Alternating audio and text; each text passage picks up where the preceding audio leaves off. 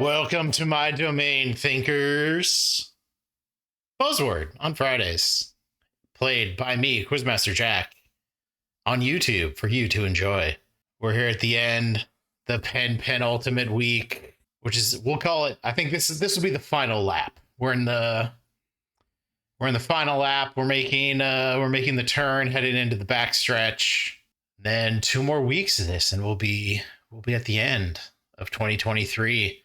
And on to 2024, they announced that Buzzword will be continuing in this format into 2024, which I'm excited about. And I think I'm probably going to keep doing this. We'll see. There's things going on in my life, but we'll see if I can keep doing this. Question 1 of the pop culture. In an interview with Zane Lowe, the artist of this album revealed that it was titled in reference to a 1973 Haruomi Hosono album. This album includes Matilda, Late Night Talking, and a single that repeats, You Know It's Not the Same. As It Was appears on, for 10 points, what 2022 Harry Styles album? Oh. I have no idea. Is that called Watermelon Sugar? I know I thought it was a song called Watermelon Sugar. Harry's House. Good boy. As usual, recent albums, not where I get questions right.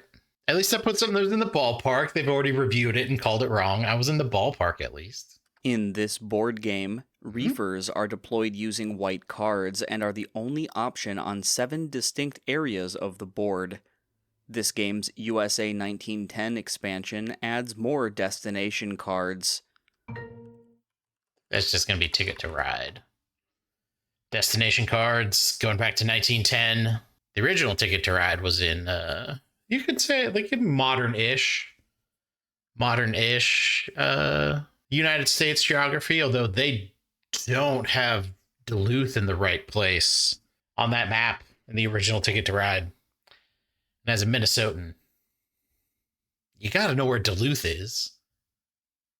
A woman on this show tells her husband, for the last time I'm Dominican, in a tango from the episode My Musical. Neil Flynn appeared on this show as a janitor. Oh, yeah. They said my musical. Nearly all of the Scrubs episodes have the episode title conceit that it's my something. But they play on that a little bit. Like there's some our. They vary the possessive pronoun on occasion, but most of them are my. And Gloria is the name of that character that probably sang that. Probably. This group's singer sustained a single note for a record 20.2 seconds on their 2000 single Summer Moved On.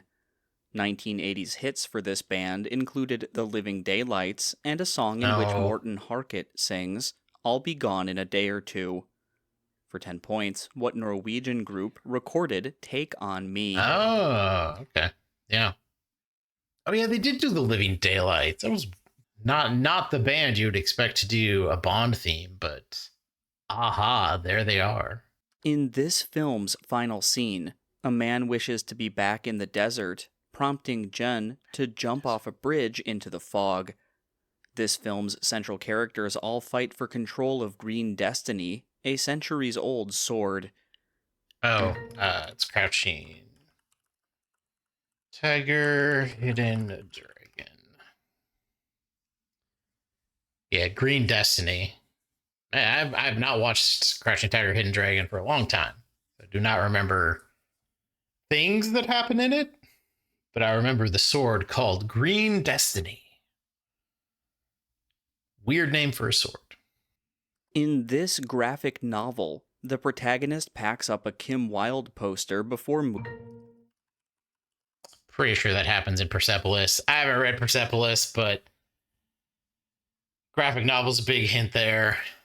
Kim Wilde, something from the 80s. Somebody trying to hide something from the 80s. Sounds a lot like something that would happen during the Iranian Revolution. Persepolis isn't around, right? Yeah. Pretty sure. Either that or my logic was entirely wrong. But it doesn't matter. Got a 19. Goes on the highlight reel. The latest title in this series is the 2022 game Ace 3.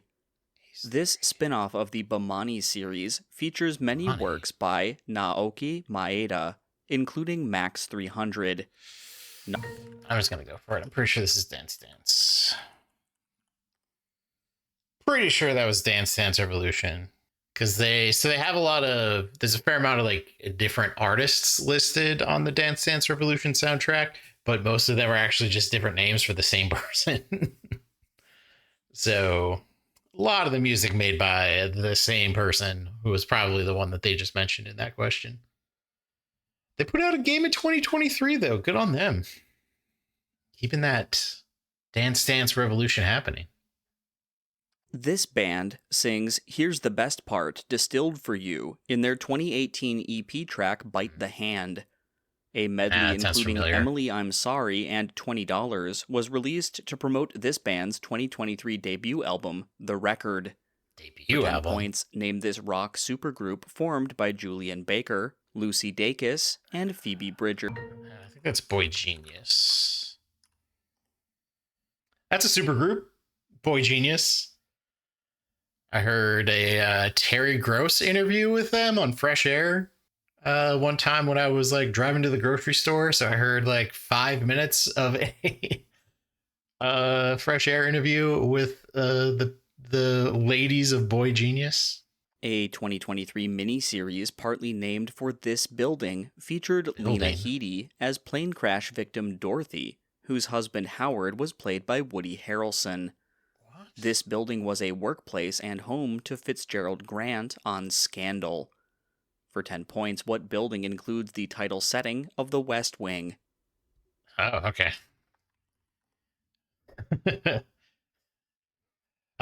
Delicious, delicious giveaways. So meaty when you just have no idea what's going on in a question at all. But then at the end, they say The West Wing. And where did that take place? You go, I'll take 10 points. Yes, please. The star of this film mimicked co-star Jim Backus to deliver the line, "Drown 'em like puppies."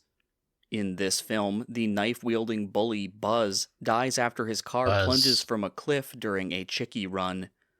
Jim Stark yells, "You're tearing me apart" in, for 10 points, what 1955 teen drama starring James Dean? Oh, is that Giant? Yes, it's Giant. Oh no, that's such a more obvious one, and I went with a more obscure one. Yep, those are points I do not deserve. Yeah, it's some fun questions there. This is just a real average week. Did all right on that was a board game question. I love those. Take more of those, please, in the next 2 weeks. And then 50 weeks if you include the 48 weeks of 2024. I'll take all those. Yeah, Rebel Without a Cause is so much of a better answer. Mainly because it's right. Speaking of right, we're going to head right on along to the 10 questions of sports. Well, we made it to sports and immediately got hit with college sports, which are not my favorite, but we'll see what they got. This school won back-to-back NCAA titles in 1971 and 1972 with goalie Tim Regan and coach Jack Kelly. 9 players from Minnesota and 4 from this school, including captain Mike Eruzione. I think that was BU. Yeah. Hockey school that's not Minnesota. Sure sounds a lot like Boston University to me. This man was the only future Hall of Famer on the team the 49ers beat in Super Bowl 29. This man, whose brain was donated to the NIH after his suicide, was the first NFL Hall of Famer of Polynesian descent. For 10 points, what linebacker... Junior Seau? Junior Seau lost the Super Bowl to the 49ers?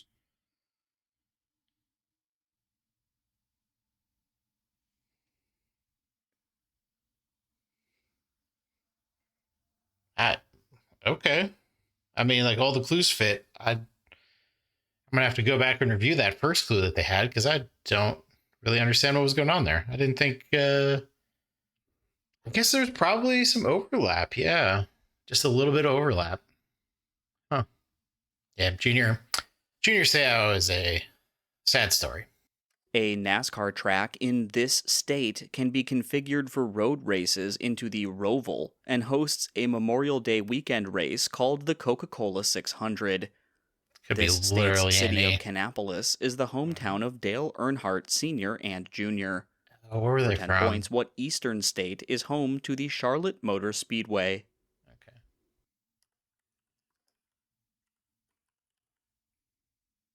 Okay. Yeah, it's Charlotte, North Carolina. I was overthinking that one. More college sports. Come on. And they would watch me shatter pause there is like, yeah, it's Charlotte, North Carolina, right? Yeah, North Carolina. This is probably going to be basketball, huh? Asking about college baseball is not, I mean, certainly something they could do, but I'm going to say this is basketball. This school is the alma mater of a 6'8" forward who was the oldest player on the 2022-23 Nuggets. Frank Vogel's early 2010s Pacers had a defense anchored by a 7'2" center out of this school. You're going to have Jeff to give me some Green names and Roy here. Hibbert played at I was for 10 wrong. points. They're not going to, those What names don't school help me. whose teams are called the Hoyas? Okay, that helps. Oh, those creamy, delicious giveaways. Yum, yum, yum. Take my 10 points. This man hit a 2-run homer off Zach Britton to win the first Iowa Field of Dreams game. In his breakout 2019 season, this man led MLB with a .335 average. In 2020, he won a Silver Slugger over Xander Bogaerts. For 10 points, what black shortstop? Oh. I mean, he's kind of... Is it Mookie? Tim Anderson. Okay, yeah. I was a little too early on that. I should have let that go. When they said White Sox, I would have got it. This was the surname of Sue, a British butterfly specialist who swam at the 1976 Olympics. At those games, an athlete with this surname set a world record of 8,618 points and had personal bests in 8 of 10 disciplines. For 10 points, give this surname of a U.S. decathlete, now known as Caitlin. Okay. Yeah. It's Jenner. Yeah, set the records in decathlon. Yeah. NCAA sanctions voided the stats that this NBA Hall of Famer compiled in the 1970s at Centenary College. This man, who played in a record 1,611 NBA games, replaced the retired Dave Cowens in a 1980s front court alongside Kevin McHale. The Chief was a nickname of, for 10 points, what Celtics center? The Chief. It's not, but oh yeah, Lee Parrish. Robert Parrish. Yeah, Robert Parrish. That's a name I've heard. We'll never be able to answer a trivia question about Robert Parrish correct, but it is a name I have heard of. J.C. Thring proposed early rules for this sport that he dubbed the simplest game. Ooh, the 1863 game. Cambridge rules inspired the first version of this sport's laws of the game. It's just boxing. Soccer. Boxing is so much simpler than soccer. I did a little meta guess on that one. If they're talking about the rules of a game that or get into the Marquis de Queensbury rules for boxing. I was wrong. Turned off my targeting computer and missed the Death Star. It's a sad tale. Bills fans sent $17 donations to this quarterback's foundation after his touchdown pass to Tyler Boyd sent Buffalo to the playoffs in 2017. From 2011 to 2014, this QB went 0-4 in the playoffs under coach Marvin Lewis. Joe Burrow replaced for 10 points. Is that Dalton? Yeah, Andy Dalton, the Red Rocket. because he was number 17 with the Bengals. Yeah, he was doing good stuff with the Bengals. Bengals have been sneakily good for a while now, even before they got Joe Burrow. They're just like ready to pounce at any time. I think we're gonna finish off with baseball here, right? Yeah, I think baseball. In a World Series Game 6, this team's pitcher, Todd Worrell, appeared to catch a timely throw from first baseman Jack Clark. This team was hurt by Don Denkinger's blown first base safe call and lost the I-70 series. For 10 points, what NL team lost the 1985 World Series to the in-state rival Royals? Okay. That would be the Cardinals. Delicious, sweet, sweet giveaways. All right, that's going to do it for week 46. Honestly, not a strong one. I did fine. Nothing to break the record books about, but we got a question for the highlight reel. We had a good time. 2 more weeks to go. Excited to check those out. Hope you'll be excited to check those out too. And like I said, NAQT decided to do this for the whole of 2024 as well. So if you like this and want to get in on a whole year-long marathon, you can head over to naqt.com/buzzword. Check it out. And you can like this video, subscribe to the channel, do all that fun stuff that YouTube loves that you do. And we'll see you next time here on Thinking Game Trivia. See you later.